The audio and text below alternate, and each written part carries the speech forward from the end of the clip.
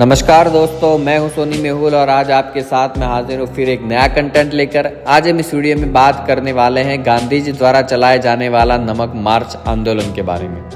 नमक मार्च जो भारत में मार्च से अप्रैल 1930 तक चला, भारत में ब्रिटिश शासन का विरोध करने के लिए मोहनदास गांधी के नेतृत्व में सविनय अवज्ञा का एक कार्य था। मार्च के दौरान हजारों भारतीयों ने अहमदाबाद के पास अपने धार्मिक स्थल से अरब सागर तट तक लगभग 240 मील की दूरी तक गांधी का अनुसरण किया। अहिंसक मार्च और इसी तरह के अन्य मार्चों के परिणाम स्वरूप लगभग 60,000 लोगों की गिरफ्तारी हुई, जिनमें स्वयं गांधी जी भी शामिल थे।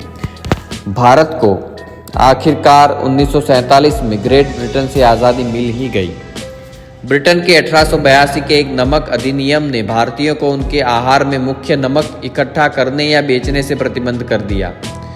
भारतीय नागरिकों को अपने ब्रिटिश शासकों से महत्वपूर्ण खनिज खरीदने के लिए मजबूर किया गया, जो नमक के निर्माण और बिक्री पर एकाधिकार रखने के अलावा भारी नमक कर भी वसूलते थे। हालांकि भारत के गरीबों को कर के तहत सबसे अधिक नुकसान उठाना पड़ा। सभी भारतीयों को नमक की आवश्यकता थी। दक्षिण अफ्रीका में 2 दशकों तक रहने के बाद जहां मोहनदास गांधी ने वहां रहने वाले भारतीयों के नागरिक अधिकारों के लिए लड़ाई लड़ी, गांधी 1915 में अपने मूल देश लौट आए और जल्द ही ग्रेट ब्रिटेन से भारत की आज़ादी के लिए काम करना शुरू कर दिया।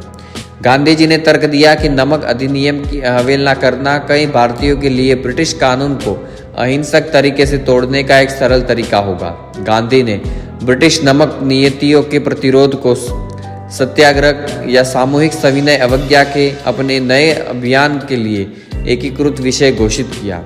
सबसे पहले गांधी ने 2 मार्च 1930 को वाइसरॉय लॉर्ड इरविन को सूचित करने के लिए एक पत्र भेजा कि वह और अन्य लोग 10 दिनों में नमक का कानून तोड़ना शुरू कर देंगे।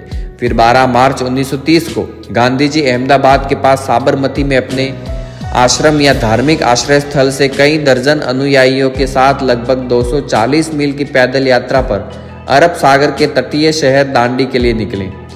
वहां गांधी जी और उनके समर्थकों को समुद्री जल से नमक बनाकर ब्रिटिश नीति की अवहेलना करनी थी।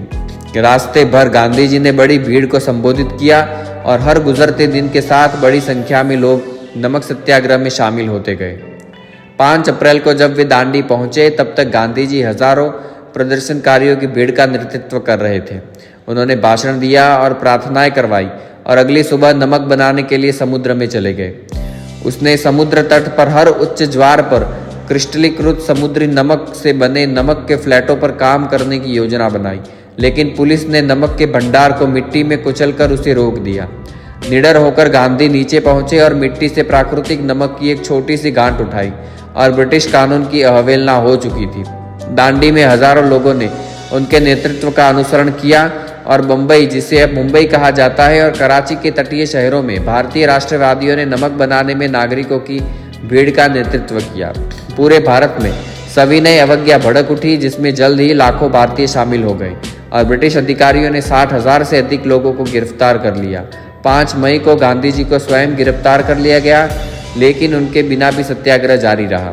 21 मई को कवि सरोजिनी नायडू ने बम्बई से लगभग 150 मील उत्तर में दरसाना साल्ट वर्क्स पर 2500 मार्च का नेतृत्व किया। कई 100 ब्रिटिश नेतृत्व वाले भारतीय पुलिसकर्मी उनसे मिले और शांतिपूर्ण प्रदर्शनकारियों को बेरहमी से पीटा। अमेरिकी पत्रकार वेब मिलर द्वारा दर्ज की गई इस घटना ने भारत में ब्रिटिश नीति के खिलाफ अंतर्राष्ट्रीय स्तर पर आक्रोश पैदा किया। जनवरी 1931 में गांधी जी को जेल से रिहा कर दिया गया। बाद में उन्होंने भारत के वाइसरॉय लॉर्ड इरविन के से मुलाकात की और भारत के भविष्य पर लंदन सम्मेलन में समान बातचीत की भूमिका के बदले में सत्याग्रह बंद करने पर सहमति व्यक्त की। उसी वर्ष अगस्त में गांधी जी ने राष्ट्रवादी भारतीय राष्ट्रीय कांग्रेस के एकमात्र प्रतिनिधि के रूप में सम्मेलन में भाग लिया। बैठक निराशाजनक रही, लेकिन ब्रिटिश नेताओं ने गांधी को एक ऐसी शक्ति के रूप में स्वीकार किया जिसे वे दबा या अनदेखा नहीं कर सकते थे। भारत ने अगस्त 1947 में अपनी स्वतंत्रता हासिल की। 78 वर्षीय गांधी की 6 महीने से भी कम समय के बाद 30 जनवरी 1948 को एक हिंदू चरमपंथी द्वारा हत्या कर दी गई। सूत्रों का कहना है, दांडी तक गांधी जी की नमक यात्रा एमोरी विश्वविद्यालय उत्तर उपनिवेश शैक्षणिक अध्ययन नमक मार्च गांधी जी और उनके साथियों ने ब्रिटिश कब्जे का विरोध करने के लिए 348 किलोमीटर की दूरी तय की थी। तो दोस्तों, मुझे उम्मीद है वीडियो पसंद आया होगा। लाइक शेयर सब्सक्राइब करें। मिलते हैं नए वीडियो के साथ। धन्यवाद।